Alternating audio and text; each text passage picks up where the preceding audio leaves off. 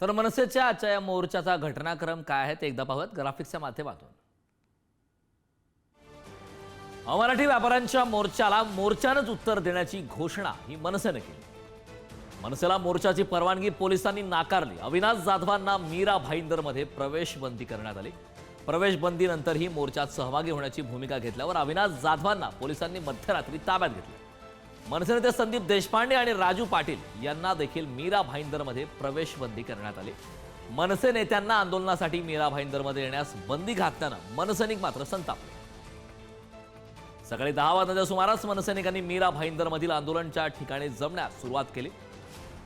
आंदोलनाच्या ठिकाणी येणाऱ्या प्रत्येकाची पोलिसांनी धरपकड सुरू केली। मनसैनिक अधिक आक्रमक झाले। पोलिसांनी मनसे आंदोलकांना एका हॉलमध्ये नजरकैद करण्याचा सुद्धा प्रयत्न त्या ठिकाणी झाला। आंदोलकांची धरपकड सुरू झाल्यावर अभिजित पानसे, संतोष धुरी मीरा भाईंदरमध्ये पोहोचले। ठाणे, मुंबई, कल्याण, डोंबिवलीतील मनसैनिक सुद्धा मीरा भाईंदरमध्ये दाखल झाले। पोलिसांच्या नजरकैदेतून सुटून अभिजित पानसेंच्या नेतृत्वात मनसैनिकांनी पुन्हा मोर्चा काढला। मनसैनिकांनी काढलेला मोर्चा पोलिसांनी पुन्हा अडवण्याचा प्रयत्न केला। अखेर पोलिसांची दडपशाही झुगारून मनसेनं मीरा भाईंदरमध्ये भव्य असा मोर्चा काढला।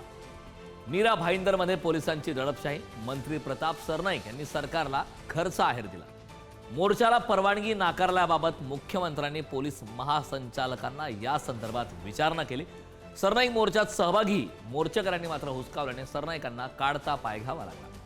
मनसे नेते अविनाश जाधव, संदीप देशपांडे यांनी मोर्चामध्ये सहभाग घेतला। आमच्या नादाला लागायचं नाही, मनसे नेते अविनाश जाधवांनी मात्र थेट इशारा यावेळी दिला।